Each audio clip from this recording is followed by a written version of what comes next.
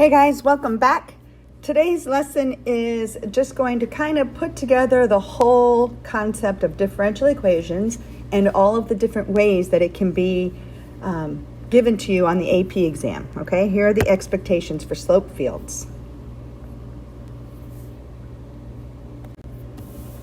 Okay, the first expectation is what we've done, what we've focused on Friday. Just being able to sketch it from scratch. And yes, they do ask you to do that. They give you a specific number of points. Next, we also did this on Friday. Oh no, this is today. Given a slope field, sketch a solution curve through the given point. Okay, so they give you the slope field and you're supposed to go through a certain point that they tell you and sketch a possible solution curve. Okay, that's what we're going to do today. This you did on Friday, match a slope field to a differential equation. We did that, but now look at this next one. Match a slope field to a solution of a differential equation. How is that different from number 3? Well, on number 3, we were matching them to their slope curves were being matched to differential equations, dy dx equals. On number 4, they're going to give you the slope field and you're going to match it to the actual solution curve, y equals. So let me go over the difference. Okay, this is similar to one that you would have done on Friday, okay? These are dy dx equations. This one is an example, though, of y equals equations. The difference is, this one, you're looking for the family of curves that could be hiding in there. And for the other one, this one, you're trying to find the equation that matches those slopes. Okay, so let's do this first. So, slopes, how do you do this most effectively? Well, first of all, there's a couple of things in no particular order. I can see that there's a slope of 0 here. So what could that mean? In all of those points, like this is left 2 up to about, this is over 2 down to about. So when the x's and y's are opposites, it adds to 0. So that could be this, okay? Some other things to check. Other things that I check is by quadrant. Like in this quadrant, I have all positive slopes. So when the x's and y's are both positive, you get a positive slope. In this quadrant, I have all negative slopes. So when the x's and y's are both negative, I get negative slopes. And that pretty much narrows it down. It will be C. Okay? Now some other things that we could have looked at. This one I would have to, this one would have a pattern for the x's. This one would have a pattern for the y's. So it's pretty clear when you have all x's or all y's. So the only other one worth checking would have been this one. But this one would have a slope of 0 when x is 0, and a vertical slope when y is 0. So it has to definitely be C. Okay, here's another one. Okay, I'll give you some time. Hit pause and work through it and see which one you think it is. Okay, let's see how you did. So, none of these seem to have a pattern that's all x's or all y's, so it's not going to be like the last one. But when x is 0, the slope should be 0. So x is 0 on the y-axis, so that's going to discount this one and this one, because these are not slopes of 0, okay?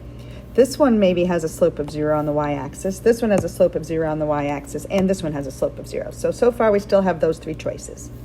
Then using the denominator, when y is 0, this will be vertical slopes, or there'll be nothing, but it's approaching vertical, okay? So vertical slopes.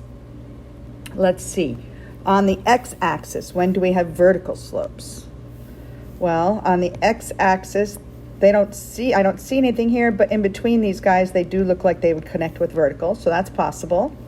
Here, they could be approaching vertical also. That one's still possible.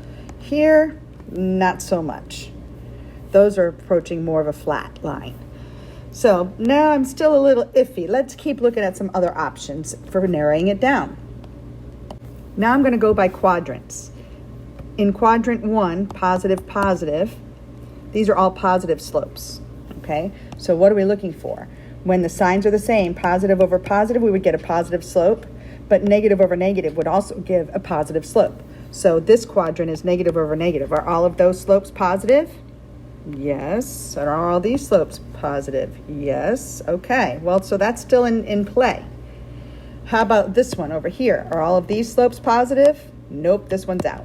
How about this one? Are all of these slopes positive? Yes. Are all of these slopes negative? Nope, that one's out. So that's why it has to be option C, and you can always check other points as well. So C is my answer. All right, moving on. Okay, now we're going to look for, notice the difference. This one is a y equals equation. So we're not looking at what are the individual slopes. Now you're looking at what's the possible family of curves hiding in between the slopes. Okay, and to me, this looks like a natural log curve. Oops, sorry. So, well, there it is. Sorry, gave the answer. But let's go over why it's not the other ones. This would be if I could see a bunch of parabolas. This is exponential growth, which would go more like this. Okay. This would be negative exponential growth or exponential decay, which would go more like this. It's not that. This would be cosine, and you'd be able to see blah, blah, blah, blah. Not there, though, but you know. And then the last one's the only option. This is the natural log curve. Goes kind of like that. So it's E. It's hiding in between all those slopes. Okay?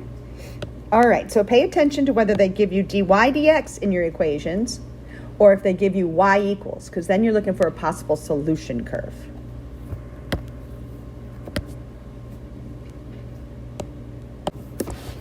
Okay, back to dy dx for this last one.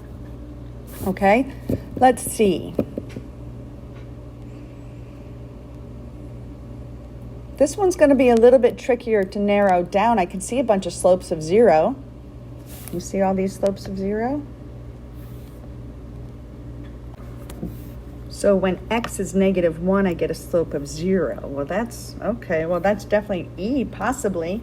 But if you just assume that it's E, E is a cubic. And a cubic equation, when you do the antiderivative of it, would be a quadratic. And I don't see a quadratic hiding in there. So here's the deal. This one's going to be easier to notice and recognize the possibilities if you factor all of the multiple choices. So factor those choices, and then you'll be able to see a little bit better. So after I factor them, we're looking for when x is negative 1, we'd get a slope of 0. So x is negative 1, getting a slope of 0, that could be this one or this one. But as discussed, this doesn't look like it, but you could go through the different slopes in the different quadrants and figure it out a little bit better, but it will be C. Okay, moving on. This is an actual AP question. This is super duper important that you focus on this, okay? This is an AP question. I don't remember which year. And this is how they often give this as a free response question. Okay, so please read the question carefully and see if you can understand what it's asking. Okay, now that you've seen what it's asking, now I'd like you to also take a minute to actually graph what you think the answer is. And it's really important that you really do this and actually graph it. So hit pause, and even if you can't print it out, then at least really truly visualize what your answer would look like, okay? Because next I'm going to show you how this got graded. Okay, so hopefully you hit pause. All right, I'm going to give it I've seen this too many years in a row, so I know what it's supposed to look like. But I usually have a student come up and do what they think the answer is. So first of all, you have 2 different points, and you have to go through that point. So if I go through this point, oops, and then I also, oh darn it, I showed you the answer. I'm going to go through the point, and there's more than one answer, by the way, okay? So I'll show you how you get graded in a minute. So if I go through the point and then I go, oh, this one's just like a straight line. I don't know. I'm just drawing a line, okay? Then there's another point. You got to do both of them. Well, this one, okay, you got to follow the pattern. It's not an exact answer. You have to follow the pattern, smooth curve, and follow the pattern. You don't have to touch every single tangent, but you don't want to cross through them either. So let's say you go like this. You think that's the best you can do, okay? Let's see how these get graded, okay? I'm going to show you some solutions from other students. Okay, this was the actual scoring guideline given by the AP scorers. So now let's look at all the different things. There's 2 points to be given for this problem. Okay, well, this student did great, got full credit. Okay, but wait, there's more. This student didn't use arrows, still got credit. Keep that in mind. This student got no credit. Isn't that crazy? I'm soft as a teacher. I'd be like, oh, they knew what that meant. They got it. They got 0 credit for this. So ask yourself, why?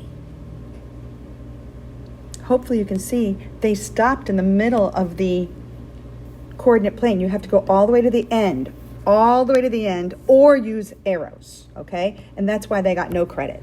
And really, I don't even know if you used arrows. If you did it up to high enough, I don't think that would work anyway. So that is just rotten. That poor kid really knew what he or she was doing and got 0 credit because the AP graders are very picky, okay? So we as the teacher have to warn you of that. Make sure you draw your solution curve all the way to the end. Okay, here's another one.